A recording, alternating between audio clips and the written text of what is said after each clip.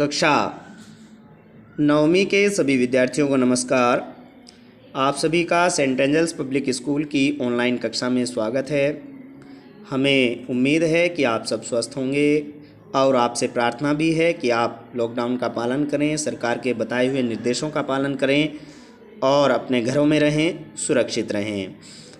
कक्षा 9th हिंदी व्याकरण पत्र लेखन। तो आज हम कक्षा 9वीं का हिंदी व्याकरण का टॉपिक पत्र लेखन पढ़ रहे हैं, जिसमें हम पढ़ रहे हैं औपचारिक पत्र। औपचारिक पत्रों में हम संपादकीय पत्र पढ़ रहे हैं, जो पत्र संपादक को लिखे जाते हैं। किसी न्यूज़पेपर, किसी पत्रिका के एडिटर को जो पत्र लिखे जाते हैं वो संपादकीय पत्र कहलाते हैं। आज हम नया एक संपादकीय पत्र लेकर उपस्थित हैं। देखिए, प्रश्न कुछ इस प्रकार है कि प्लास्टिक की चीज़ों से हो रही हानि के बारे में, प्लास्टिक की चीज़ों से हो रही हानि के बारे में किसी समाचार पत्र के संपादक को पत्र लिखकर अपने सुझाव दीजिए। तो अब इसमें कोई लिखने वाले का कोई पता, कोई नाम, कोई एड्रेस, कोई इन्फॉर्मेशन नहीं दी है। तो अब हम अपनी तरफ से भी कोई इन्फॉर्मेशन हमें अपनी पर्सनल नहीं लिखनी है। तो देखिए, एड्रेस की जगह पर हम लिखेंगे, क्योंकि पहले लेटर के सबसे लिखने से पहले हम लिखने वाले का एड्रेस लिखते हैं। तो लिखने वाले का पता देखिए इस प्रकार है कि परीक्षा भवन dash dash dash school dash dash dash नगर, नगर के बाद पूर्ण विराम। परीक्षा भवन में रे पर बड़े की मात्रा, का पर बड़े ऊ की मात्रा। तो परीक्षा भवन को मिलाकर लिखेंगे, लाइन के बिल्कुल साथ साथ लिखेंगे, जरा सा भी इधर नहीं करेंगे। परीक्षा भवन dash dash school dash dash नगर 10 मार्च स्पेस 2020 या 2020। डेट के बाद एक लाइन छोड़ेंगे। एक लाइन छोड़ने के बाद सेवा में, क्योंकि ये औपचारिक पत्र है, औपचारिक सभी औपचारिक पत्रों में सेवा में अवश्य आता है। सेवा में हम पत्र लिख किसे रहे हैं? क्वेश्चन में देखिए लिखा है संपादक को पत्र लिखिए किसी समाचार पत्र के, तो हमने लिख दिया संपादक महोदय। सेवा में संपादक महोदय। नव भारत टाइम्स, कोई भी आप समाचार पत्र का नाम लिख देंगे, नव भारत टाइम्स। अब नगर, नगर के बाद पूर्ण विराम। यहाँ तक आपने आधे मार्क्स का काम कर दिया है। अब आप एक लाइन छोड़ेंगे। अब नगर के बाद, क्योंकि नगर हमें नहीं पता है, अब लिखेंगे विषय। विषय छोटा हो, एक सेंटेंस में हो। तो विषय कुछ इस प्रकार हो जाएगा। देखिए, हमें लिखना प्लास्टिक की चीज़ों से हानि, होने वाली हानि। तो विषय हो जाएगा कि प्लास्टिक से होने वाली हानि के संबंध में के बाद पूर्ण विराम अवश्य लगाएंगे आप विषय में। और ऐसे ही लिखेंगे जैसे मैं लिख रहा हूँ। तो छोटा विषय होना चाहिए एक लाइन में, प्लास्टिक से होने वाली हानि के संबंध में पूर्ण विराम। उसके बाद विषय के बाद एक लाइन छोड़ेंगे। एक लाइन छोड़ने के बाद आप लिखेंगे मान्यवर या महोदय। ये संबोधन होता है, मान्यवर लिख दें या महोदय लिख दें। मैं आपके देखिए सभी संपादकीय पत्रों में दो लाइन सभी में लिखनी होती है। जो कॉमन होती है वो इस प्रकार है, बिल्कुल लाइन के साथ से शुरू करेंगे कि मैं आपके प्रतिष्ठित समाचार पत्र का नियमित पाठक हूँ। आपके लोकप्रिय समाचार पत्र के माध्यम से, यानी आपके लोकप्रिय समाचार पत्र के माध्यम से मैं देशवासियों और सरकार का ध्यान प्लास्टिक की वस्तुओं से हो रही हानि की ओर आकर्षित कराना चाहता हूँ। ये हमने लिख दिया पूरा पैराग्राफ, ये सभी में आ जाता है।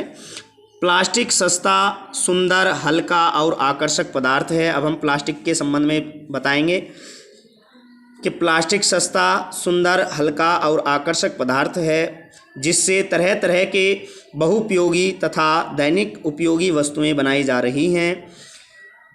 हमारे समाज का शिक्षित और अशिक्षित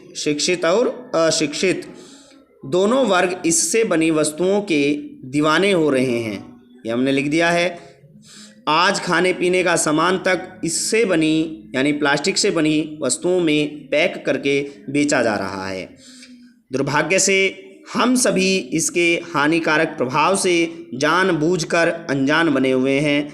यह प्लास्टिक जलने पर जहरीला धुआं छोड़ता है, जो वातावरण के लिए अत्यंत घातक है।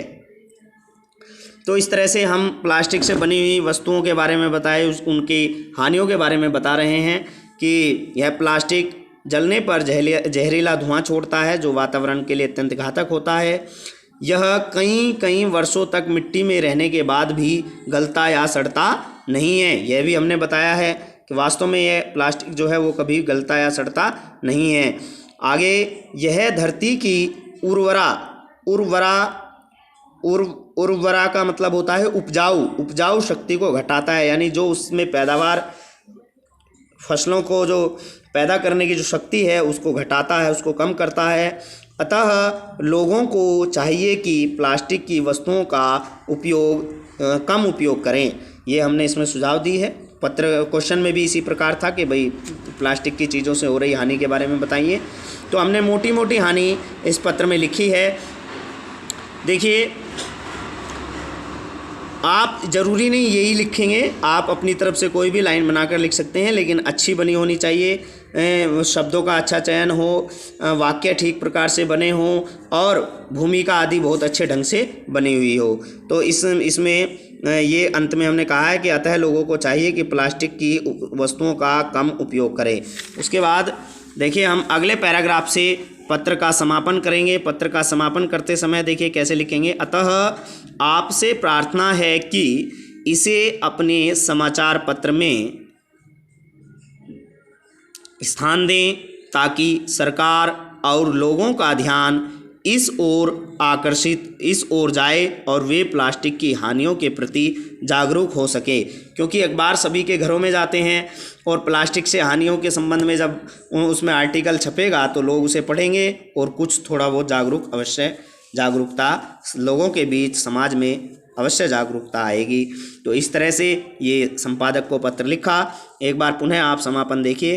अतः आपसे प्रार्थना है कि इसे अपने समाचार पत्र में स्थान दें ताकि सरकार और लोगों का ध्यान इस ओर जाए और वे प्लास्टिक की हानियों के प्रति जागरूक हो सकें। उसके जस्ट नीचे वाली लाइन में धन्यवाद, धन्यवाद के बाद विस्मयादिबोधक चिन्ह, डंडे के नीचे बिंदी। आगे एक लाइन छोड़कर लिखेंगे बहुधीय, बहुधीय के बाद क ख ग, क्योंकि क्वेश्चन में कोई भी लिखने वाले का नाम आदि नहीं दिया हुआ है।